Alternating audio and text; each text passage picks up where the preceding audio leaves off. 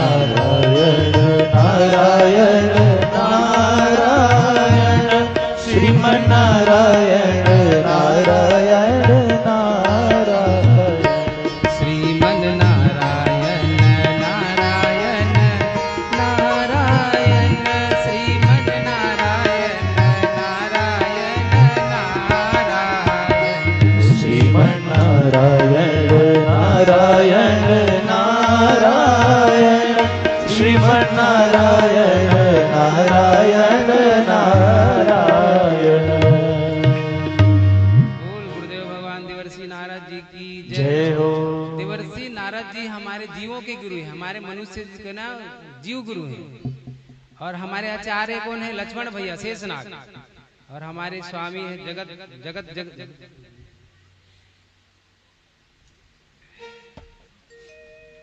जगत गुरु। हाँ, कृष्ण राम शिव जो भी कह सकते हैं, ये अवतार तो उन्हीं के भगवान के।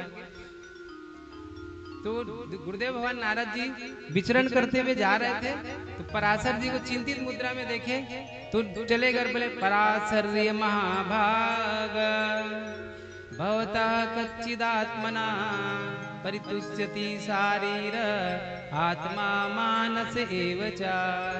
ये पराशर जी आप चिंतित क्यों हैं? आपके दुख का कारण क्या है? पराशर जी अपनी श्री व्यास जी अपनी पूरी दुख के कारण बताए कि हमने देखते देखते 17 महापुराण लिख दिए, लेकिन हमारे मन को अभी भी शांति नहीं मिली है, आनंद वो प्राप्त नहीं है जो आनंद ग्रंथों को लिख रचना करने से प्राप्त होता है। तो देवर्षि गुरुदेव नारद जी कहे, व्यास जी आपने जितने ग्रंथ लिखे हैं उसमें हमेशा विरोधाभास लिखे, ये नहीं करना चाहिए, ये करना चाहिए नहीं। आपने किसी भी ग्रंथ में भगवान की बाल लीलाओं का उनके गुणगान नहीं किए हैं आप। तो आप बाल लीलाओं का गुणगान करिए, फिर देखिए आप आनंद में आ जाएंगे। हमको देखिए, हम पिछले जन्म में दासी पुत्र थे। तो एक बार संत मंडलों की टोली आई, 4 माह चौमास बरसात के समय हमारे घर में स्थान में रुके, तो उनके साथ हम संकीर्तन करने लगे। संकीर्तन करते करते मनमान में भगवान में इतनी हमारी निष्ठा हो गई और हमको 12 नाम दिए। तो उसी 12 नाम का हम जप करने लगे। ओम नमो भगवते वासुदेवाय हरि शरणम सीताराम। ये 12 नामों का जाप करते करते हम इतना भगवान में लीन हो गए। तो जब संत मंदन की टोली जब 4 महीने जब अपने आश्रम जाने लगे, तो हम उनके पीछे लग गए। तो संतों ने कहा कि पहले माता पिता से आज्ञा लेके आओ। सृष्टि में कैसे देवर्षि गुरुदेव भगवान नारद जी है जो अपने माता पिता के जाने के बाद खूब आनंद में आ गए थे। तो माता पिता से आज्ञा लेके आए, फिर आप साथ में जाइएगा। तो माता पिता आज्ञा देंगे नहीं गुरुवर, तो ठीक है, जब माता पिता की आज्ञा होगी तब आप आइएगा। तो चले आए और एक वृक्ष के नीचे बैठकर साधना करने लगे, 12 नाम का जाप करने लगे। चलते तो किसी उनके मित्र आए और बोले, अरे आप यहाँ बैठे, आपके माता पिता तो चले गए। और वो यही इंतजार में कब माता पिता जाए तो कब हम भगवान का भजन करें और साधना करें। भगवान का केवल एक मन में उसकी आज्ञा थी, किसी भी तरह मुझे मेरे प्रभु का दर्शन हो जाए, इसी दर्शन से। तो उनके माता पिता जब चले गए तो ये नृत्य करने लगे। तो बच्चा बोला, अरे तुम्हारे माता पिता चले गए, तुम नृत्य कर रहे हैं? नहीं, ये तो खुशी के नहीं, दुखी के आंसू मेरा, दुखी से मैं नृत्य कर रहा हूँ, रो भी रहा हूँ। अच्छा ठीक, गए और जैसे माता पिता का संस्कार किया और तुरंत भागे दौड़े कि यही संत महात्मा इस गली में पूर्व दिशा में गए थे, यही चले। दौड़ते गए, मिले नहीं, तो वहीं एक बरगद का पेड़ मिल गया। बरगद का आत्मविश्वास का प्रतीक, भगवान शिव जी का प्रतीक है। वहां बैठ के साधना करने लगे। भगवान कई दिनों तक साधना किए, तो भगवान चतुर्भुज में प्रकट हुए और दर्शन दिए और तुरंत अदृश्य गायब हो गए। बेचैन हो गए देवर्षि नारद जी, कहे प्रभु अगर दर्शन देना ही था चले जाना, दर्शन नहीं दिए, दर्शन नहीं देना था आपको। तो भगवान की आकाशवाणी हुई, कहे पुत्र, आप जो मंत्र जप रहे हैं उस मंत्र में सत्यता है नहीं, ये आप जांच कर रहे थे जब तो सत्यता है। अगले जन्म में आपको मेरा पूरा दर्शन होगा। अगले देखिए, मुझे देखिए व्यास जी, फिर मैंने फिर से जन्म लिया और ब्रह्मपुत्र कहलाया और देवर्षि नारद बन गया। तो एक दिन मैं बड़े ही एकदम मजे से नाम संकीर्तन करते जा रहा था भगवान का। श्री राम जय राम जय जय राम, श्री राम जय राम जय जय राम, श्री राम जय राम जय जय राम, श्री राम जय राम जय जय राम, श्री राम जय राम जय जय राम, श्री राम जय जय।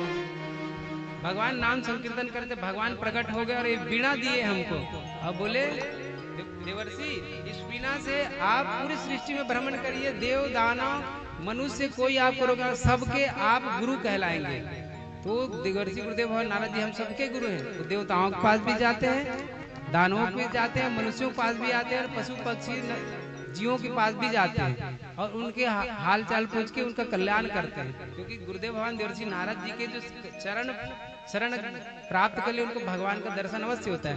देखिए हमारे वीणा, देखिए जब से भगवान दिए हैं तब से इस वीणा को हम लेके सदा भगवान का नाम गुणगान करते रहते हैं।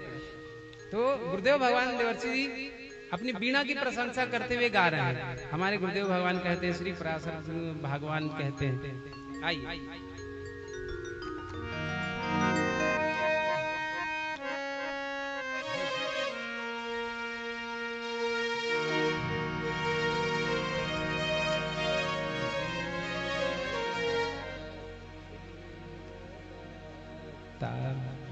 देवदत्तामिमां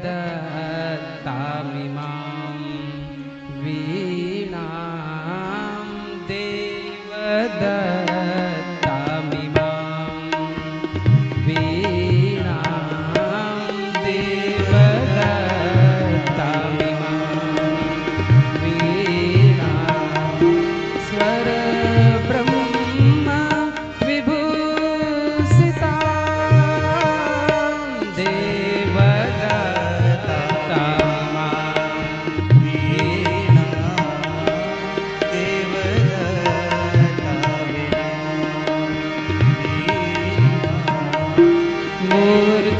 मूर्छयित्वा हरिकथा, मूर्छयित्वा हरिकथा, गायमानश्चराम्यहम्,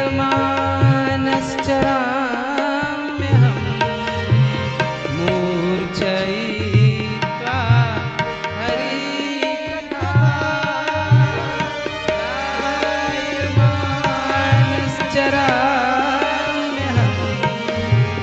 गायमानश्चराम्यहम्,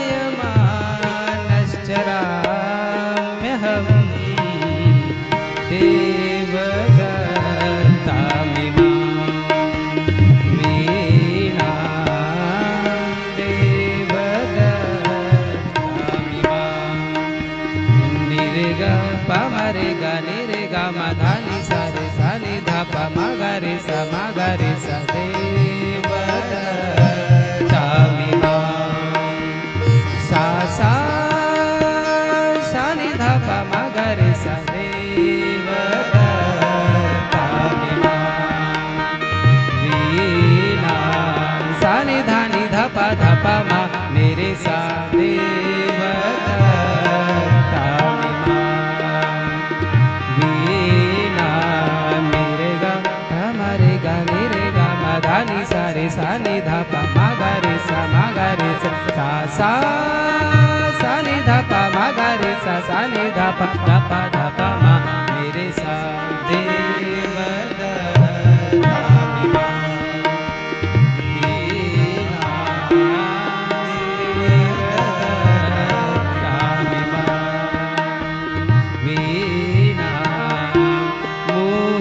मूर्छयित्वा हरिकथा, मूर्छयित्वा हरिकथा, मूर्छयित्वा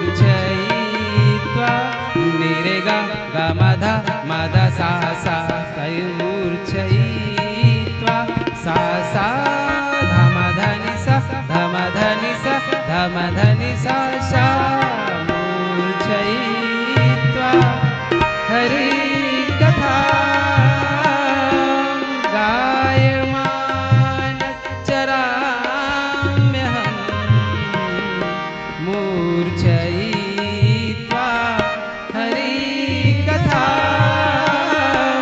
गायमान चराम्यहम् गायमानश्चराम्यहम्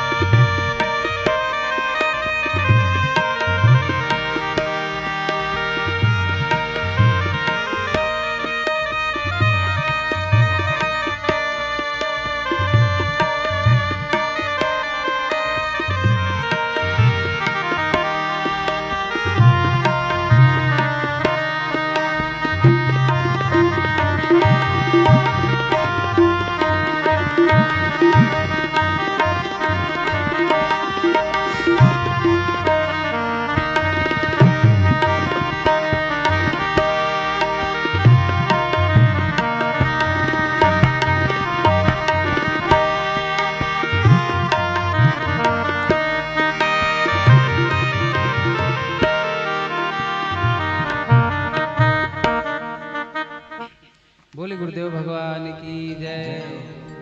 तो देवर्षि नारद जी अपनी वीणा की महिमा सुनाए। स्वयं राजते नादा स्वस्वर परिकीर्तिता स्वरश्च निखिलम व्याप्तम तद विज्ञेयम प्रथा प्रत्येक। जैसे ईश्वर महाराज जी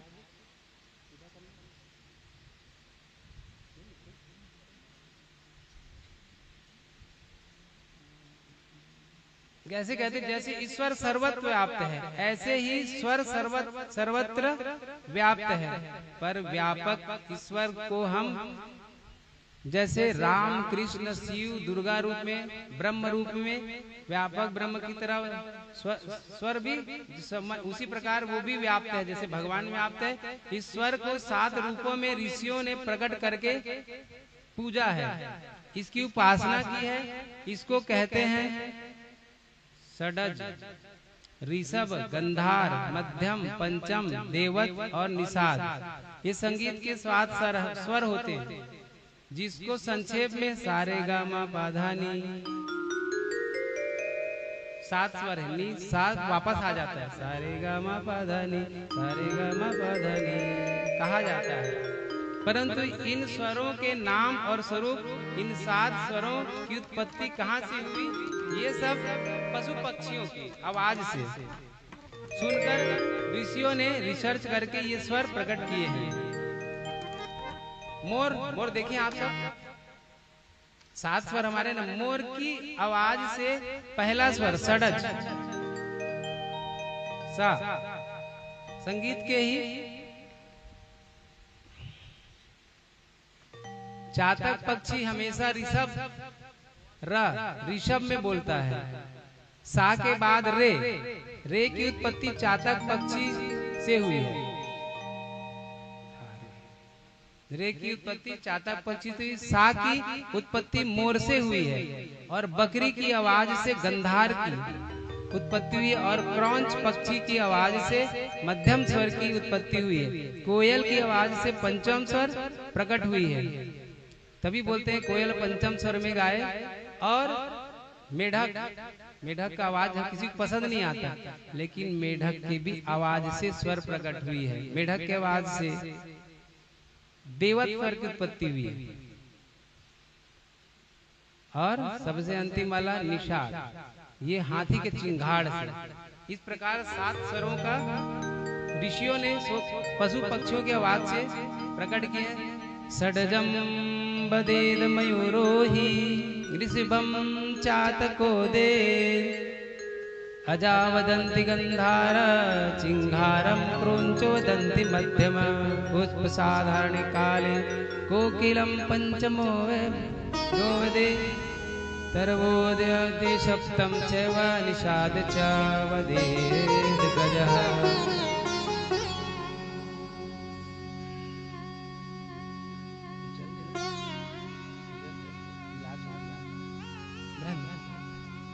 तो इस प्रकार 7 स्वरों की उत्पत्ति पशु पक्षियों के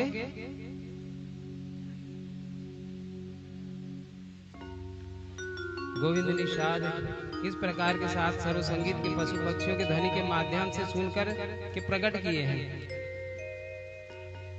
आगे व्यास जी महाराज जी कहते हैं कि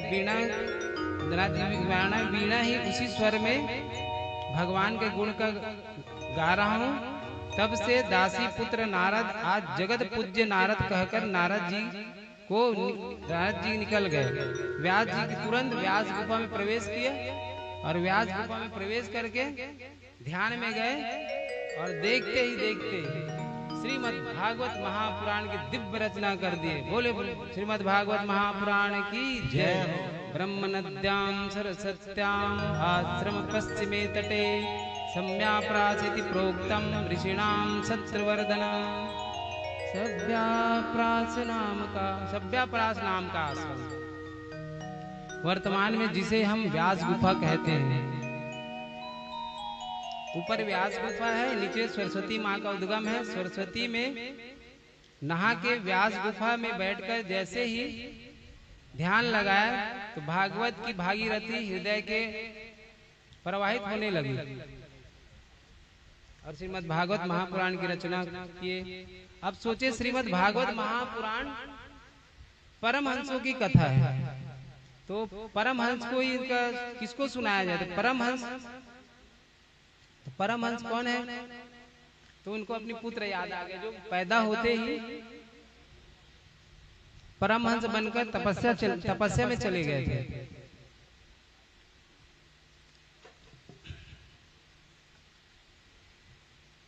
तो अपने 4 शिष्यों को बुलाए और चारों दिशाओं में 2 मंत्र देकर भेजे कि जाइए परमहंस की ग्रंथ है तो परमहंस को सुनाना है, तो मेरे पुत्र को बुला के लेके आइए।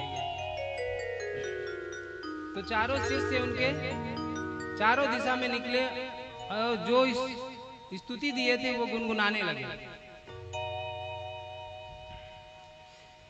वराह पीडम नटवर वपु कर्णयो कर्णिकारकम विप्रदवास कनक कपीसम वैजंतीम च माला रंग्राण वेणुरधर सुदया पुरियण गोपवृंदे वृंदारण्यम स्वपदरमणम प्राविशद गीत कीर्ति।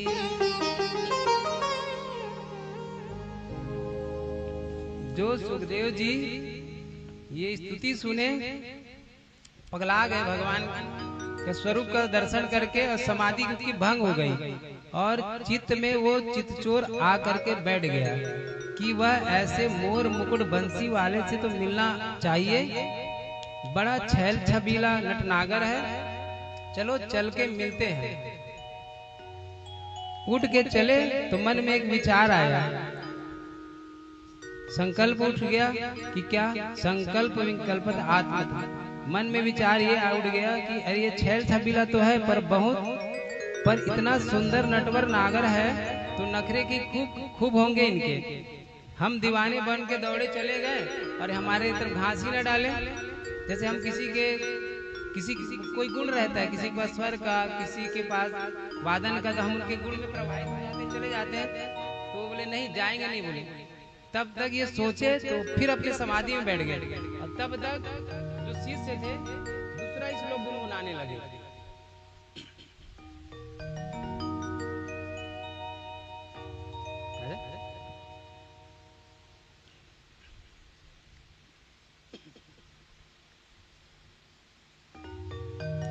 दूसरा श्लोक उनसी से गुनगुनाए। गुरुदेव भगवान कहते हैं, अहो वकीयम स्तन कालकूटम, अहो वकीयम स्तन कालकूटम, अहो वकीयम स्तन कालकूटम, जिघांसया पाय द्रव्य सात्वी, जिघांसया पाय द्रव्य सात्वी, लेवे गतिं धात्रिचितान्ततो मे, लेवे गतिं धात्रिचितान्ततो मे, कम्बादयालु शरणं व्रजेव, कम्बादयालु शरणं व्रजेव, अहो वकीयं धम धनि सनि धम धम धम गम गस धम धनि सनि धम धम गम गम गस, अहो वकीयं स्तन कालकूटं, धम धम गम गस धम धनि सनि धम धम धम गम गस, अहो वकीयं स्तन कालकूटं, अहो वकीयं स्तन कालकूटं, जिघांसया पाय द्रव्य सात्वी, जिघांसया पाय द्रव्य सात्वी, सगसा निसनि सनि धम धम धम धम सगसा धम धनि सा सा धम धनि सा सा धम धनि सा सा सगम गसनि धम गम धनि सा गम धनि सा गम धनि सा, जिघांसया पाय द्रव्य सात्वी, लेवे गतिं धात्रिचितान्ततो मे, लेवे गतिं धात्रिचितान्ततो मे, कम्बादयालुं शरणं व्रजेव, कम्बादयालुं शरणं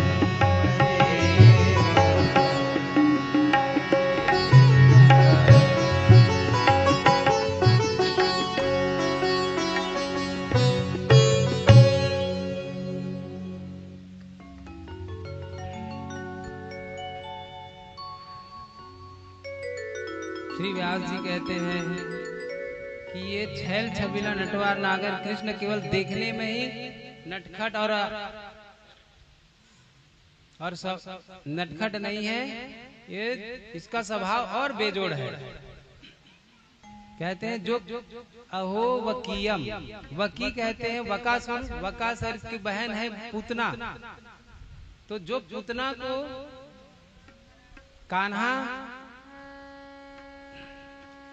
जो पुतना है, जो कान्हा जी की मौसी है, वो कहते स्तन कालकूटन, अपने स्तन में कालकूट नाम के जहर को लेके आई थी और उनका पिलाने के लिए, जहर से मार देने के लिए, ऐसे भी जो जिघान से मारने की जो प्रवृत्ति लेके आई थी उसको भी भगवान ने धात्री बोलते माँ के जैसी उसको गति प्रदान कर दी। तो भगवान केवल देखने के नहीं स्वभाव और बेजोड़ है। तो जैसे सुने तो अरे स्वभाव नटखट नागर है, तो मिला जाए इनसे, दौड़ के उठ के आए, बोले भैया एक आध दो और श्लोक सुनाओ। तो चेले व्यास जी को बोले भाई हमारे गुरु जी तो दो ही सुनाए थे, अगर और आपको सुनना है तो चलिए फिर आगे गुरु जी के पास चलिए और सुनना है। तो दौड़ के गुरु जी के चरणों में आए, व्यास जी के चरणों में प्रणाम किए। तो व्यास जी अपने पुत्र व्यास परमहंस गुरुदेव भगवान सुखदेव जी को श्रीमद् भागवत महापुराण की पूरा रस पान कराएं और फिर सुखदेव गुरुदेव भगवान के माध्यम से परीक्षित जी के